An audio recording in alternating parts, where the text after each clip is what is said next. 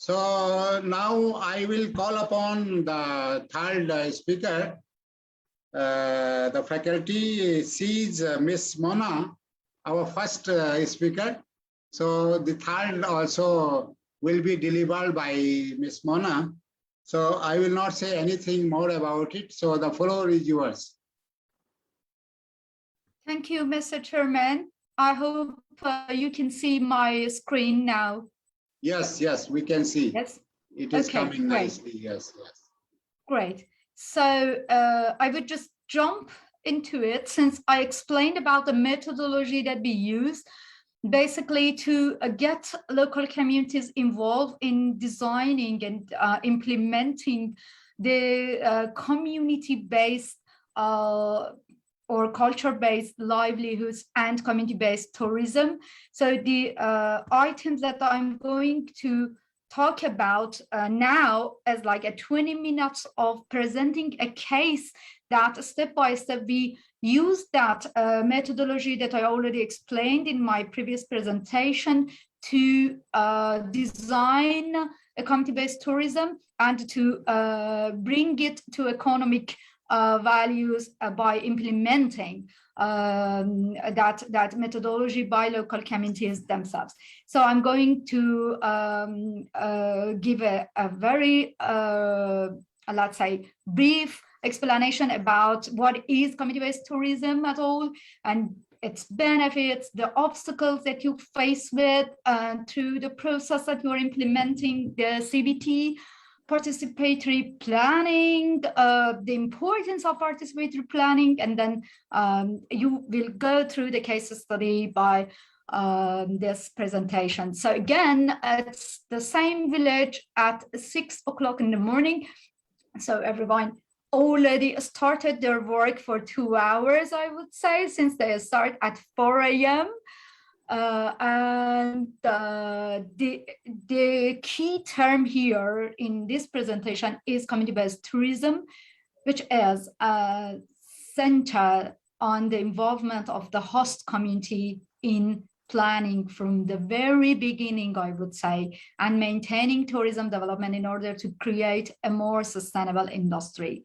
So, and it creates and it brings community development, sustainable development of the host community by building active and sustainable communities based on social justice and mutual respect. So now you know this schema, so I would skip it since it explains again that we are using the same methodology here to establish and plan the community-based tourism within that region. So it is CBT is a form of tourism in which local community has substantial control over and generate incomes while preserving nature landscape, biodiversity, and cultural heritage. Types of tourism that are suitable to community-based tourism are ecotourism, ethnic indigenous tourism, agro-rural tourism, and cultural tourism. So what is the linkages between sustainability and community-based tourism? How community-based tourism ensure us kind of achieving to sustainable development goals at that certain given locality? By empowering local communities, by providing enough opportunities for local communities to get involved in the process from the beginning steps and to express their traditions, to appreciate their identity and traditions, and implement the whole process on their own. So the grassroots are involved. It is a democratic and holistic planning approach, and it has it regards for socio-cultural and economic conditions, and it's treated as subject, not object. So it's not kind of mass tourism. It is kind of let's say proactive hosting local communities. So it comes somehow to the idea of volunteer tourism which is the work of an individual or individuals in a destination area during their vacation to accomplish a non-remunerative activity. It brings education and training and brings knowledge to the area. It creates kind of knowledge pool within the area. It helps to raise the public awareness. That's what we did, and we used a lot. Many experts were invited to different villages that we were working in northern and western mountain areas of Iran. They were offering their knowledge and skills to local communities. They were also learning from local communities. They also were co-publishing papers based on traditions and know-how of local communities to raise and appreciate the identity and skills of indigenous people. So there is lots of, it brings lots of environmental and cultural preservation, and it also create initiatives and implement initiatives to spread the income of local communities by offering residents and local foods, local products to these volunteer workers. So it's very, I mean, the heart of this terminology to implement community-based tourism is the stakeholder involvement and participation in each and every step. So it's important to that CBT be locally managed and all voices be heard. So stakeholders are involved in all process from the beginning. Indigenous systems are often, so as a result, indigenous systems are often more sustainable. And this kind of tourism, community-based tourism, is more harmonized with cultural traditions, and it brings community cohesion and cooperation, since each of them separately and individually cannot host all the and cannot address all the needs and necessities to create like a holistic touristic region, and they need to cooperate together to host the incoming tourists. So the collaboration and partnerships of all stakeholders at local level is very important. And I could still remember that when we start the process, we face lots of lack of coordination in Iran, like other developing countries, since they didn't trust let's say the government bodies, they didn't trust the initiatives, they never tried it before that start from themselves. They always expected some outsiders to come and do something for them and offer some, let's say, initiatives. They didn't trust themselves that they are capable of creating their own local solutions to establish kind of successful tourism experience and a tourism destination, I would say. So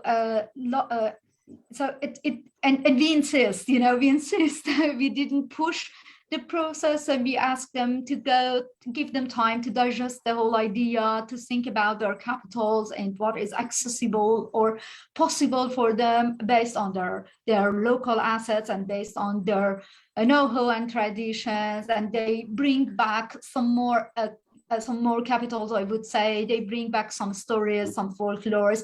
They search for ancient tools that they used to use for agriculture, ancient machines they used to weaving textiles, and we sit together, we identify each of it, we create small stories based on it.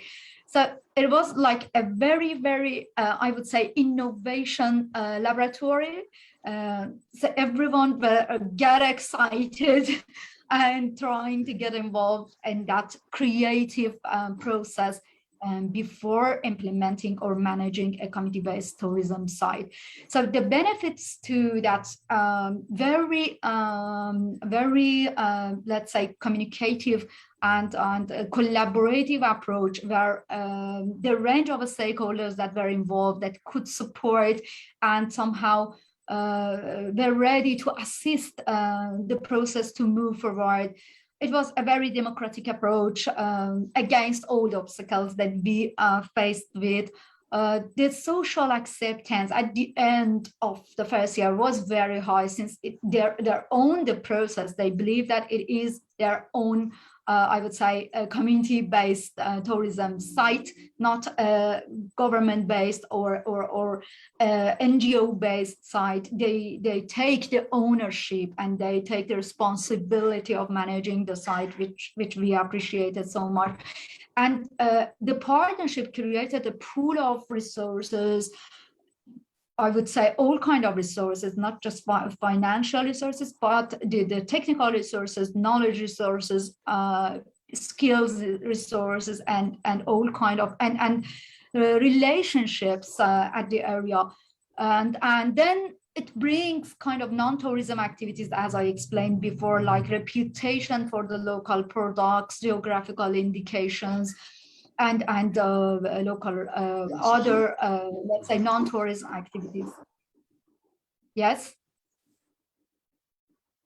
Oh, okay, sorry. And then there are barriers when you insist on partnerships you should be ready for, which are limited traditions, tradition of stakeholders participating in policymaking, and difficult for equal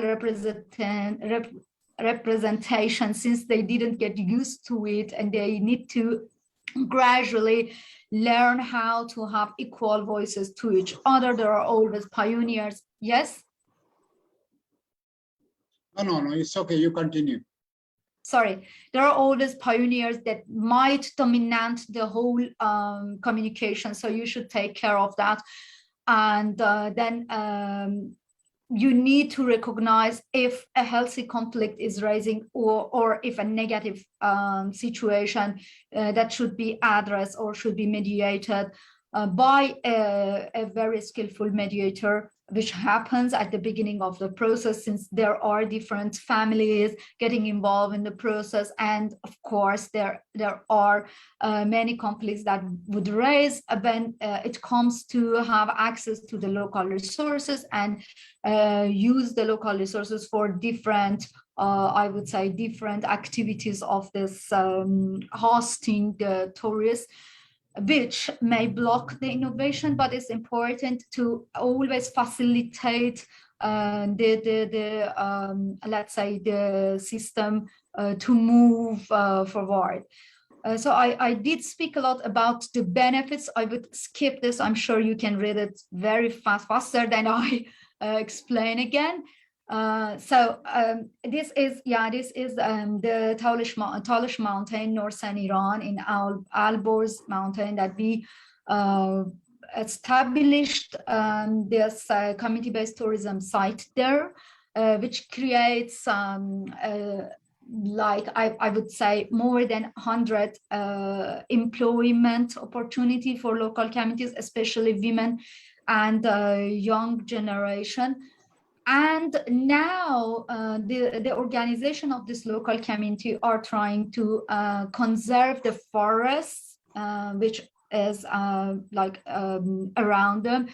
And women are playing a very important role in conducting the community-based tourism activities, since they are involved in hosting the tourists, in preparing residents, in preparing foods, local processing local products, and offering them, presenting them in a very nice, interesting way to local, to the tourists. So the activities we did was somehow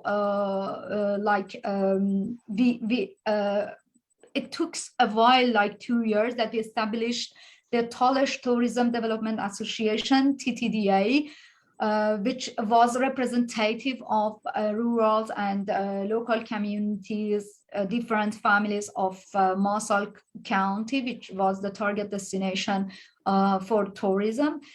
And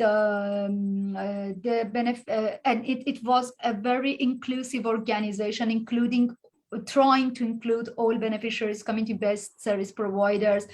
In total, 6 tourism initiative groups with 100 members were involved. And the main purpose of this TTDA, the Talish Tourism Development Association, was and is to sustainable economic development of target communities while preserving environmental, cultural, and social assets. So the achievements so far are developing the capacity of service providers and the staff of Talish Tourism Development Association, improvement of infrastructures and renovation of traditional houses, as you can see in the picture. They also created a small local fund which granted local families, local communities to renovate their ancient houses.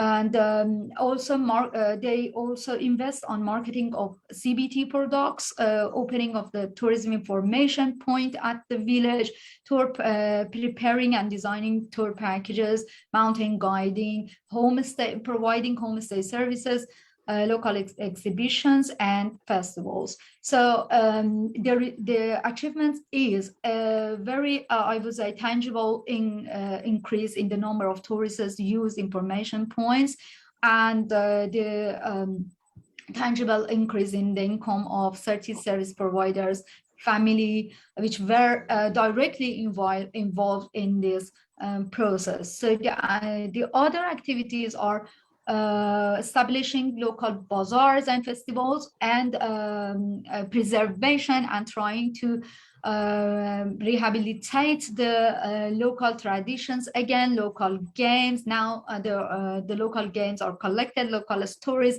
based on the I would say the pastoral lifestyle and the Talish nomad lifestyle are collected and published in a small pamphlet, a small storybook, professional marketing of selected products in Tehran, which is the capital of my country, and lobbying at local and national level for improved frame conditions for tourism development. And now they are working on optimizing their services, comparing to, let's say, international standards for, let's say, eco lodges and zero waste hostage, which they get familiar gradually with. And there are also sub-projects going on, projects on promoting a slow food concept in the region, authentic food sector development. They are collecting traditional recipes from their ancestors, like, and they are basically interviewing their grandmothers to collect the authentic food recipes. They are also trying to rehabilitate handicrafts in its traditional production system, and they are trying to preserve the cultural archaeological sites. So we have trainings to actors on design, quality improvement, price forming and marketing of food and handicrafts, opening of the handicraft store in Rasht, which is the center of the province, capacity development of artisans and families in order to income generation, networking among the actors in Mosul County, which is getting more and more stronger instead of negatively competing each other. And there is negotiations going on to establish a rural lifestyle museum in the region. So these are the products that are internationally registered by World Crafts Council from this certain county of Mosul. And there are also recommendations for the future. I'm recommending myself and my team, and also the others that are using this experience in their own region. So community-based tourism provides a more sustainable alternative than mass tourism, no doubt, but it is very important to take into account and to appreciate the role of community leaders from the beginning of the process, and to ensure the partnership and equal voice for everyone, which are local beneficiaries of this or potential beneficiaries of this community-based tourism. And it's important that after designing the process, planning the process, and implementing it, the local communities set participatory monitoring and management themselves. So it's very important to have a self-evaluation and self-management system, and to sit together at the end of the year and review the lessons you've learned, and also not just the success stories, but the failures, which would teach you more than your success stories, believe me. So and then always be open to potentials for political, social, economic, and psychological empowerment. For example, we had a training for 3 months on life skills for local women and girls in the villages of this region, which we've learned a lot together. And at the end of the day, you would see that you have like a long path, but you have still steps forward to achieve sustainability, harmony, and cultural integrity, but it is moving forward. So thank you for your time and for listening to this case study from northern Iran. And I invite you all to come and visit the Mosul County Shalma village yourself. Mr. Chairman, I'm done. Okay. Thank you very much for your another good piece of paper, in which you have talked about this case study of the village you belong to, and very nicely elaborated the community-based tourism and benefits from it. And also you talked about the sustainability and the role of partnership in ecotourism in your case study village. So once again, thank you very much for your time and for your